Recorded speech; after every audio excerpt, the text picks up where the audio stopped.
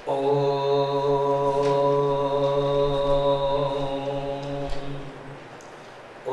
सहना भवतु सहनौ भुनक्तु सह वीर्यं करवावहै तेजस्विनावधीतमस्तु मा विद्विषावहै।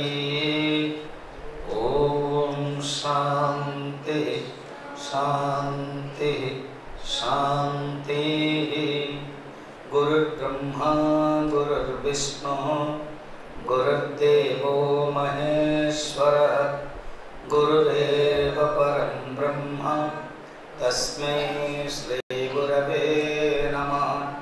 समस्तजनकल्याणे निरतं करुणामयं नमामि चिन्मयं देवं सद्गुरुं ब्रह्मविद्वरं सद्गुरुं ब्रह्मविद्वरम्। परम पूज्य गुरुदेव स्वामी तपोवन जी महाराज की अपार करुणा, गुरुदेव स्वामी चिन्मयानंद जी के अनुग्रह से हम लोग उत्तर काशी कैंप में बैठे हुए हैं। ये पहली कक्षा है गंगा स्तोत्रम के बारे में। ये गंगा स्तोत्रम ऐसे अभी आपने आरती के समय सुना और गाया। एक गंगा स्तोत्र जो आपने सुना, जो आपने गाया, वो शंकराचार्य ने लिखा है। देवी सुरेश्वरी भगवती गंगे आदि सुना। इसको भी लिया जाता है प्रवचन में, क्योंकि हम तपोवन कुटी में हैं। इस आश्रम का नाम है तपोवन कुटी। इस तपोवन कुटी इसीलिए कि तपोवन जी महाराज के है। आप देखो, आप अपने स्कूल में पढ़े हो तो आपका स्कूल होता है और कॉलेज होता है, उसके आप आजकल मॉडर्न सिस्टम में एलुमिना बोलते हैं, वहाँ जाकर मिलते हो और एक ग्रुप में मिलते हो, बड़े बड़े 5 स्टार होटल में रहते हो, फिर पुराना जो स्कूल है वो जाके देखते हो, और अगर आपके अंदर भावना आती है तो आप कुछ डोनेशंस भी देते हो, प्राइवेट स्कूल आदि सब है, तो फिर आप उस वहाँ एक दिन रह के फिर आते हो। गुरुदेव का ये गुरुकुल है, स्कूल है। अभी समझ में आया? गुरुदेव कहाँ पढ़े? यहीं पढ़े। अभी स्वामी जी बता रहे थे कि गुरुदेव के जो स्कूल है ये है। हम लोग का अपना अपना स्कूल है, कॉलेज है, पढ़े हुए हैं, याद रखते हैं। संभव है एलुमिना में भी आप इसी बीच में कभी 8-10 साल में गए होंगे चले। तो ये गुरुदेव का स्कूल है। स्कूल कैसे बना पता है? गुरुकुल, कुल से ही एस जोड़ दिया, स्कूल बन गया, गुरुकुल हो गया। और वो लोग गुरु पसंद नहीं करते, इसलिए गुरु को हटा दिया। क्लियर? तो जो गुरु को हटा दिया बचा कुल। फिर वो लोग कुल नहीं रहना चाहते, इसलिए एस डाल दिया, तो क्या बन गया? स्कूल। और हम लोग कूल बनना चाहते हैं, इसलिए यहाँ आए किसके लिए? कूल बनने के लिए। और हमारे पास एक गुरु है, इसलिए क्या बना? गुरुकुल। तो ये गुरुदेव के गुरुकुल है। उनके गुरु कौन है? तपोवन जी महाराज है। तपोवन जी ने गंगा स्तोत्र लिखा है। मैं पता है क्यों मंदिर लेके गया? मैं इसीलिए मंदिर लेके गया कि तपोवन जी महाराज रोज यहीं से, जहां हम अभी अपने आरती की, जहां चप्पल रख रहे थे, वो सामने वाला तपोवन कुटी है, वो रिनोवेशन चल रहा है, क्योंकि टूट जाएगा तो ये हमारे लिए धरोहर है, इसको बजाय रखना पड़ता है। जैसे इंडिया गवर्नमेंट आर्कियोलॉजिस्ट के डिपार्टमेंट सब बजाय रखते हैं कि कुछ रिपेयरिंग होता है, जैसे कोणार्क हो, पुरी हो, अजंता है, एलोरा है, वो रखते हैं। हमारे लिए धरोहर है। ठीक? तो उन्होंने गंगा स्तोत्र लिखा, और वो शिव जी के परम भक्त थे, सन्यासी थे। हम लोग उन्हीं के संप्रदाय के, उन्हीं के ही बच्चे हैं, कह सकते हैं। हमारे दादा गुरु कौन होंगे? तपोवन जी महाराज। जैसे आप वंश परंपरा में आपके दादा है, वंश परंपरा आपके पिता है, मगर बिंदु परंपरा, बिंदु परंपरा में जहाँ ज्ञान प्राप्त करते हैं। अभी आप ज्ञान प्राप्त करते हैं, तो उसको बोलते हैं नाद परंपरा, बिंदु परंपरा, वंश परंपरा, आपके पिता माता आदि ट्रेडिशन। नाद परंपरा क्या? ज्ञान प्राप्त करते हैं। तो शंकराचार्य उससे आकर के परंपरा से तपोवन जी महाराज, चिन्मयानंद जी महाराज, फिर उसके बाद आप इसी परंपरा से सुन रहे, इसको बोलते हैं नाद परंपरा।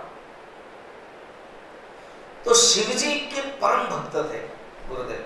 जहां मंदिर गए थे ना, कुछ लोग मंदिर जा नहीं पाए, यही गलती करते हैं। देखो, शरीर पे ज्यादा ध्यान नहीं देना चाहिए। आपने शरीर को बहुत ध्यान दिया, शरीर को ध्यान नहीं दोगे तो शरीर के अंदर शक्ति आएगी। मुझे नरेंद्र पूछ रहे थे, स्वामी जी ये बताइए 4 दिन के बीच में आपके पास कैसे शक्ति है हमारे पास हो जाए? बोले हो जाएगी। कैसे? शरीर को ध्यान मत देना। आप शरीर के बारे में सोचोगे तब आपके अंदर टायर्डनेस, क्लंथ आएगा। You are not the body and flow in a flow. कुछ आपके जीवन में पॉन्डरिंग एंड एनेक्डोट्स रहना चाहिए। उसमें से एक है you are not the body. Then देखोगे एनर्जी आती रहेगी। 4 दिन में आप जो 40 साल में आपने नहीं किया है, इन 4 दिनों में, 5 दिनों में आप एनर्जी सेव करोगे। पता है मैं 20-25 बार आ चुका हूँ। मुझे कल एक अभी पूछ रहे थे मंदिर में, स्वामी जी आप कितनी बार आ चुके हैं? बोले 21-22, 25 बार। मैं तो यहाँ 4 महीना भी था। एक स्वामी जी का जो इससे पहले थे तो मुझे रखा गया था। मेरा जीवन में तपोवन कुटी बहुत जुड़ा हुआ है। अभी भी मैं सिग्नेटरिस्ट हूँ यहाँ, जिसको उन्होंने कहा ना, जब स्वामी ध्यानानंद जी का समाधि हुई तो मुझे ही भेजा गया था कि दायित्व लो। फिर उसके बाद ये आए तो मैं जुड़ा हूँ। तपोवन जी महाराज रोज जाते थे वहाँ, रोज जाके खड़े रहते थे, प्रणाम करते थे। उस पंडित लोगों को जब हम बोलते हैं ना कि हम तपोवन कोटे से आए, तुरंत एक अलग सम्मान, तुरंत एक नारियल मुझे दे दिया ना उन्होंने, खास दिया वहां से जी से। तो ये भाव है वहां मंदिर में हमारे तपोवन जी महाराज के लिए। शिव जी के परम भक्त है। सौम्य काशीष स्तोत्रम लिखा है, बाद में आप बुक स्टोर में देख लेना, लेना तो लेना, पढ़ना। हमने तय किया गंगा स्तोत्र भी उन्होंने लिखा है।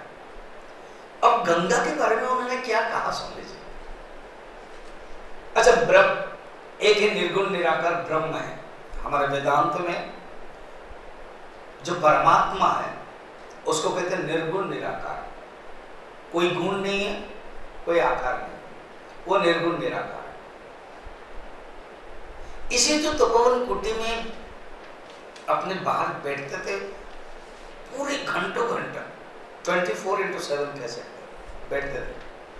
और उसी समय 50 साल पहले ये हमारे बिहारी लाल मुझे याद दिला रहे थे कि उनके पिताजी आदि जब आते थे तो स्वामी जी 2 महीना 1.5 महीना तक आते थे। उनके पास एक खाना पीना के सामान होता था। हम लोग रास्ते में देखा किस प्रकार 4-5 बसेस हैं और स्नान कर रहे थे और खाना भी बन रहा है।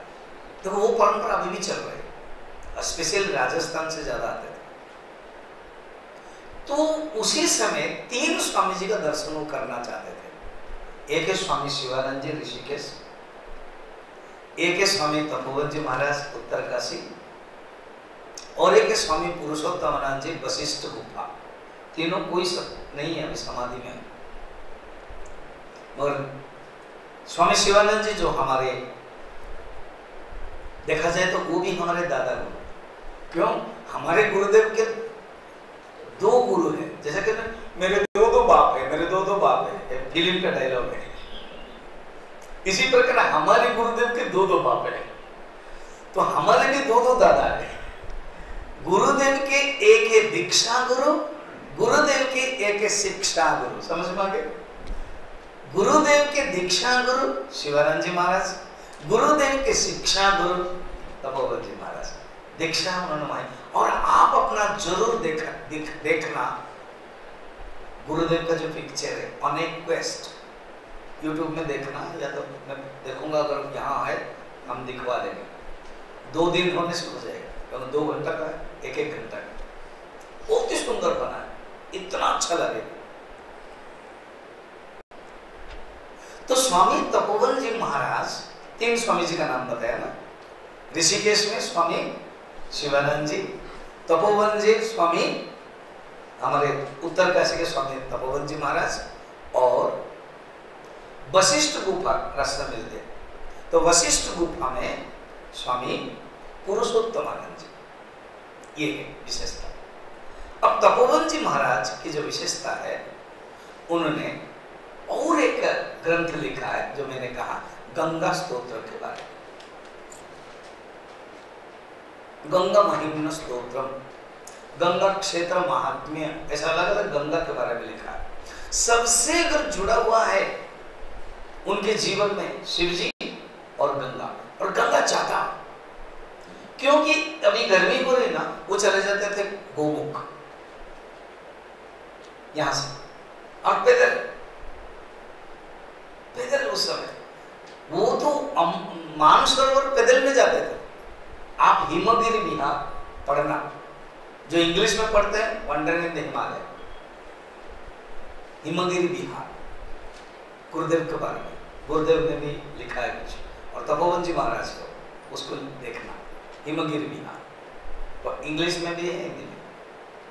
उसमें उनके सुंदर बायोग्राफी, ऑटोबायोग्राफी लिखा हुआ है, ऑटोबायोग्राफी गंगा के साथ बहुत जुड़ा है। अब मैं गंगा की परिभाषा बता रहा हूं, सुन लीजिए।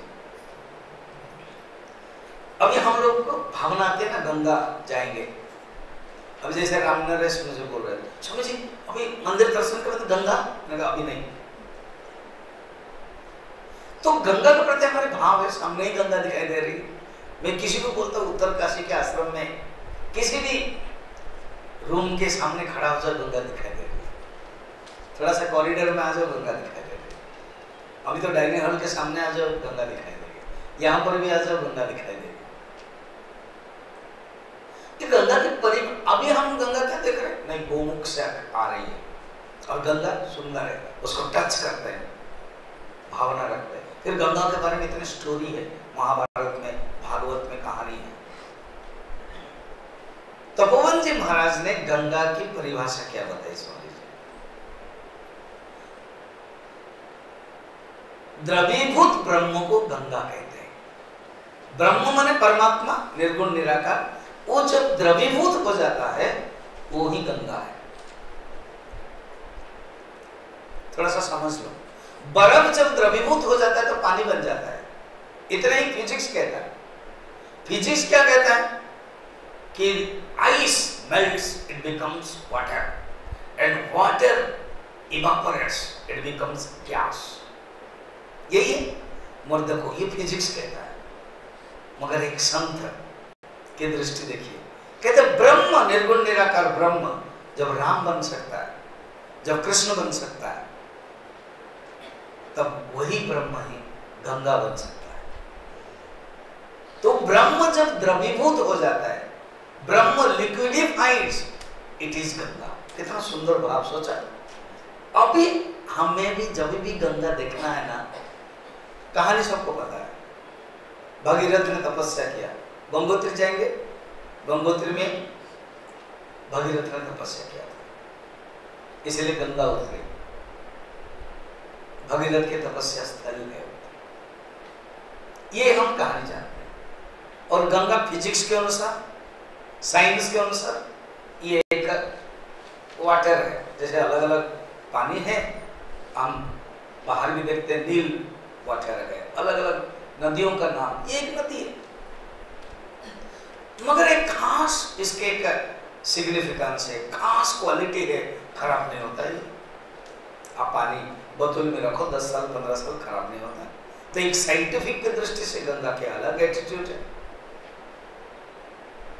मगर एक ब्रह्म की दृष्टि से, एक सन्यासी की दृष्टि से, एक उपनिषद की दृष्टि से, ब्रह्म ही जब द्रवीभूत हो जाता है वो गंगा बनता है। कितना सुंदर बताओ। यही भाव के साथ उन्होंने स्तोत्र लिखा। स्तोत्र तो बहुत है, 100 श्लोक है, मगर हम थोड़े समय के देख करके चयन किया है। जो चयन के अनुसार वो हम आपको बताएंगे। तो श्लोक आप पढ़ोगे, मैं पढ़ता हूँ, उसके बाद आप पढ़ोगे। गंगा गंगेति यो ब्रूयात्,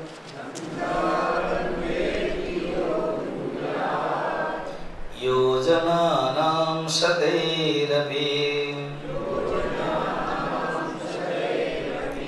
मुच्यते सर्वपापेभ्यः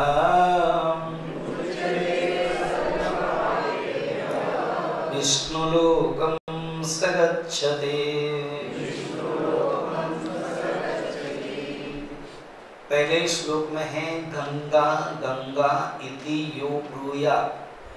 गंगा गंगा करके जो बोलता है, जैसे राम राम, कृष्ण कृष्ण, शिव शिव, ऐसे नाम की महिमा, सबसे नाम की महिमा है राम के बारे में। राम राम नाम की महिमा तुलसीदास जी ने गाई, नाम महिमा, नाम की महिमा है। और नाम क्या होता है? द्विभाषी, निर्गुण निराकार के लिए भी नाम जरूरत है। कैसे? निर्गुण निराकार बताने के लिए एकम अद्वितीय ब्रह्म सब नाम है,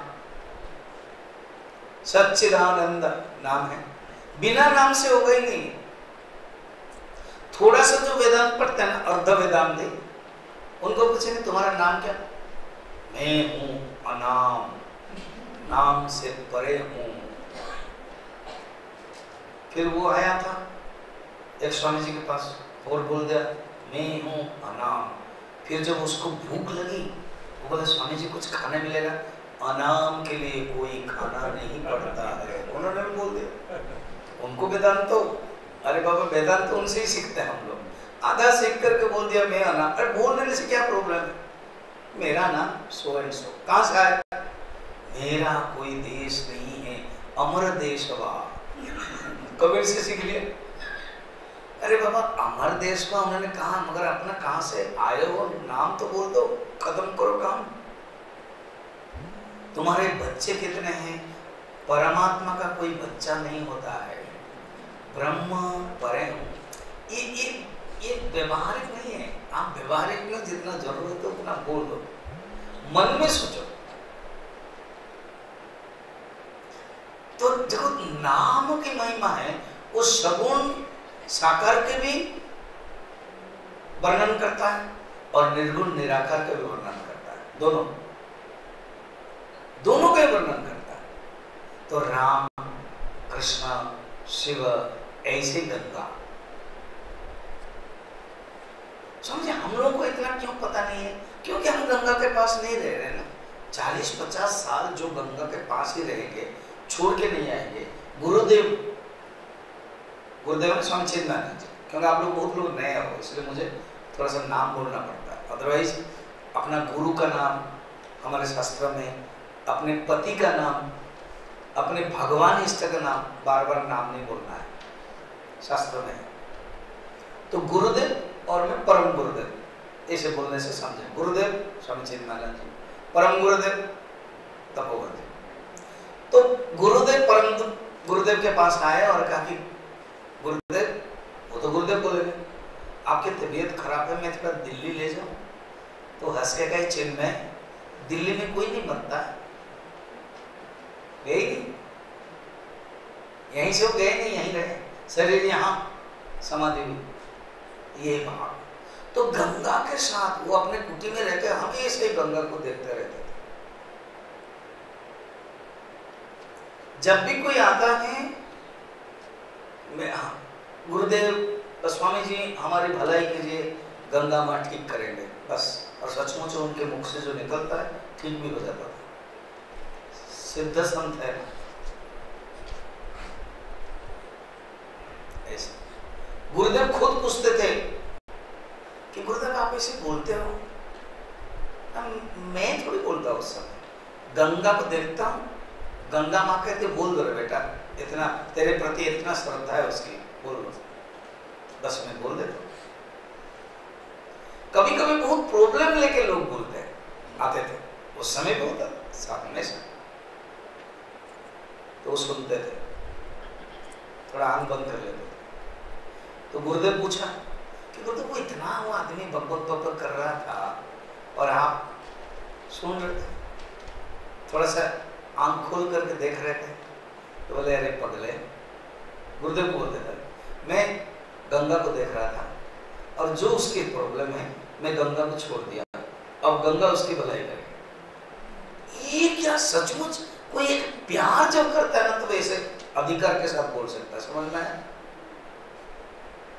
जैसे एक सन्यासी को अपने गुरु ने उनको बाल गोपाल दे दिया था, कहा कि ये तुम पूजा करो, ये तुम्हारा पुत्र है, संतान है, ये भाव रखो। 30 साल 40 साल 50 साल तक यही भाव रखा कि ये मेरा बेटा है। बाकी दूसरे ब्रह्मचारी लोग हुए, आश्रम बढ़ गया। पता है वो जब मर गए तो कान्हा कन्हैया सचमुच एक बालक लेकर के कलश लेकर के आया और बोलने लगा मेरे पिताजी हैं, और ये लोग मोहित हो गए और उसने ही अग्नि दिया और गायब हो गए। बाद में उनको लगा अरे हमारे गुरुजी तो शादी नहीं किया था, और एक लड़का आया और कहा कि मेरे पिताजी, और हम लोग हाँ बोल दिया। और अभी तो पता चला, देखा कि कृष्ण कन्हैया आए थे, उनका पुत्र बन करके किया और चल पड़े, क्योंकि उनके अंदर इतना भाव है कि कान्हा मैं जब मरूंगा तुम ही अग्नि संस्कार देगा। सचमुच आ गए, ये है भाव। अरे प्रहलाद की इसी भाव से तो खंबे से निकल गए। हिरण्यकशिपु ने पूछ लिया इस खंबे में है क्या, उसके अंदर इतने भाव है, हाँ खंबे में है, मैं देख रहा हूं, मार दिया तो निकल गए। कैसे? भाव से। तो गुरुदेव, परम गुरुदेव के गंगा के प्रति इतना भाव है, रोज सोचो तो एक 40-50 साल तक गंगा को रोज देखते रहना कम बात है। और तब वो जो गंगा को देखते हैं ना, तब वो गंगा माँ उनको स्पेशली पावर दे देते हैं। ये संभव है। अरे फिजिक्स भी कहता है, साइंस भी कहता है, जब कोई पदार्थ को आप देखते रहोगे ना, अभी भी है, मैंने क्या पढ़ा, वो इतना देखा कि उनके देखने पर वो जो पेपर वेट वो चलता है। कैसे? उनके अंदर जो थॉट एनर्जी है, जैसे एनर्जी एंड मैटर फिजिक्स कहता है, तो थॉट एनर्जी इतना है कि जो पेपर वेट चले, वो थॉट एनर्जी जो संकल्प है वो काम करता है, चलता है। स्वामी जी हम जब देखते कि हम हमारा क्यों नहीं चलता है, क्योंकि हमारा मन तो इतना चलता है कि वो क्यों चलेगा। उसको चलने के लिए हमारे मन को स्थिर रखना पड़ेगा। भगवान बुद्धदेव जा रहे थे गांव में, मना किया गांव के लोग, जाओ मत, एक राक्षस है, अंगुलीमाल राक्षस है, वो काट देता है और अंगुली के माला बना करके रखता है, जाओ मत। भगवान बुद्धदेव ने कहा किसको काटता है? लोगों को। लोग माने मुझे नहीं काट सकता क्योंकि मैं शरीर नहीं हूं। ये वेदांत की बात नहीं है। फिर भी गए, जब गए वो आदमी पहाड़ के ऊपर बहुत बड़ा एक पत्थर है उसके ऊपर बैठा था और भगवान बुद्धदेव गए। जब वह भगवान बुद्धदेव गए तब ठहरो चिल्लाया, तो बुद्धदेव फिर चलते गए, ठहरो, फिर चलते गए, ठहरो, फिर चलते गए। बड़ी सुंदर आवाज से भगवान बुद्धदेव, सोचो तो भगवान बुद्धदेव है, कल्पना करो, जब हम राम के बारे में कल्पना करते हैं, कृष्ण के बारे में कल्पना करते हैं, माता गंगा के बारे में कल्पना करते हैं, तो सोचो वो भगवान बुद्धदेव सुंदर मूर्ति है, वो चलते चलते धीरे से कहे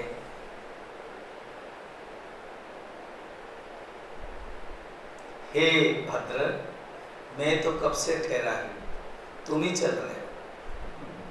तो वो घबरा गया और बोला कि क्या बकवास कर रहे हो, मैं बैठा हूं पत्थर के ऊपर और तुम चल रहे हो।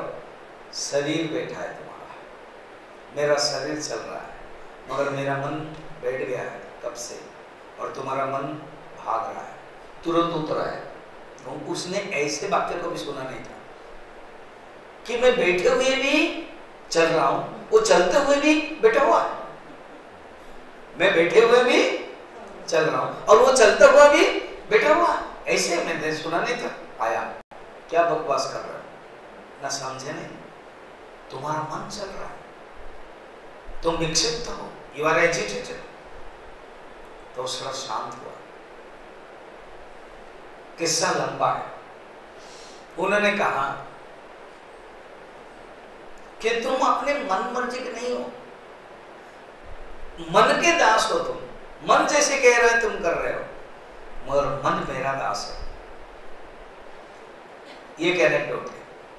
फिर उसके बाद उन्होंने कहा कि डाली, पेड़ की डाली टहनी को तोड़ो तो तोड़ दिया, फिर जोड़ो तो, ये क्या बात कर रहे बकवास, जब टूट गया है जोड़ सकता है क्या?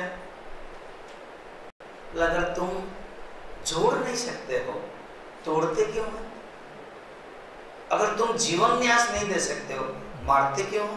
तुमको किसने अधिकार दिया? झकझोर गया। ऐसे ज्यादा नहीं है, 4-5 पॉइंट बोले होंगे, प्रणाम करने लगा, परिवर्तन हो गया। और हम जिंदगी में कितने बार सुने भी परिवर्तन नहीं होगा। ये आपके लिए एक मौका है, 4 दिन में आप परिवर्तन होने के लिए मौका दिया गया, क्योंकि घर संसार से आप हट कर के आ गए हो। यहाँ जो वाक्य है ना, जैसे जनरल वाक्य है और माइक में वाक्य थोड़ा फर्क पड़ता है, माइक में आवाज बुलंद होती है। इसी प्रकार आपके वहां ज्ञान प्राप्त करना, सुनना और यहाँ बैठ करके सुनना एक अलग है। जैसे आप मोबाइल को स्विच ऑफ करके चार्जिंग करते तो जल्दी हो जाता है, ये पता है ना आपको, है कि नहीं? ऐसे ना स्विच ऑफ करते हो जल्दी, चार्ज करते हो जल्दी हो जाता है, ऑन करके करोगे तो वो भी अपना रिसीव करता रहता है, चार्ज कम होता है। अभी वहां क्या ना, आपका मोबाइल ऑन रहता है, मोबाइल मैंने ये वाला नहीं, मन। यहाँ क्या है, आपका मोबाइल बंद है, स्विच ऑफ कर रहे हो मन को, तो यहाँ जो भी सुनोगे चार्ज ऑफ हो जाता है। तो गंगा गंगा अगर बोलोगे भाव से, समस्त पाप को दूर हो जाता है। गंगा गंगेति योजनानां शतैरपि, बहुत दूर से भी अगर कोई गंगा गंगा बोलते हैं, मुच्यते सर्व पापेभ्यः विष्णुलोकं स गच्छति, समस्त पाप से मुक्त होता है मनुष्य, विष्णु लोक को जाता है। गंगा की महिमा है।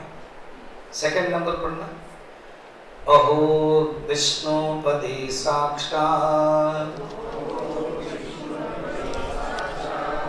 अवतीर्णा द्युलोकतः आदित्यो यत्र मर्त्यानां मक्षिगोचरतां गताम्। अहो, भगवान विष्णु के भगवान चरण कमल से निकली है गंगा। गंगा कहाँ से निकली? भगवान विष्णु, इसलिए विष्णुपदी कहते हैं गंगा का नाम। भागीरथी बोलते हैं कि भगीरथ तपस्या किया था, भागीरथी, मंदाकिनी, अलकानंदा, अलग अलग नाम है। जाह्नवी, जनवरी से है जाह्नवी। तो इसी प्रकार वो विष्णु पदी साक्षात अवतीर्णा द्युलोकतः, गंगा भगवान के चरण में थी, द्युलोक में थी, तो गंगा आ गई। गंगा की 3 धारा हुई, एक है स्वर्गलोक में परमानेंट रही, दूसरे भूलोक में आई, फिर तीसरे पाताल लोक भी गई, इसलिए त्रिपथगा। त्रिपथगा वेदांत के अनुसार क्या है? त्रिपथगा माने जीवन में आपके अंदर गंगा बह रही कि नहीं है? क्या है? कर्म, भक्ति, ज्ञान। स्नान करना तो ठीक है शरीर के लिए, और जब भाव जुड़ जाता है ना साधना बन जाती है। शरीर के लिए स्नान करते हैं, और जब भाव आ जाता है कि मैं जो गंगा करता हूँ, स्नान करता हूँ, वो कौन है कि गंगा द्रवीभूत है, ब्रह्म है, उसके साथ भाव जब हो जाता है तो कर्म भक्ति ज्ञान जुड़ जाता है। त्रिपथगा, स्वर्गलोक, मर्त्यलोक और पाताल लोक। आदित्य यत्र मर्त्याना, सबसे पहले आदित्य में सबसे पहले स्थान पर मनुष्य के दृष्टिगोचर हुई थी। पहले जब अवतीर्ण हुई तब गंगा को सब लोगों ने देखा था। कैसे? भगीरथ ने तपस्या किया, आपको पता ही है। जब भगीरथ ने, वो 3 पीढ़ी लगी, दिल्ली नहीं हुआ,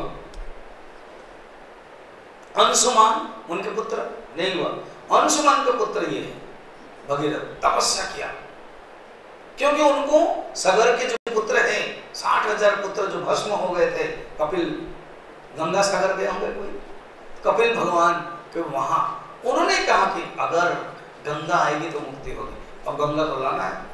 दिलीप, अंशुमान आदि 3 पीढ़ियां, इसका अर्थ क्या है? पीढ़ी पीढ़ी दर से गंगा ज्ञान मिलता है। अभी देखो मैंने बताया था ज्ञान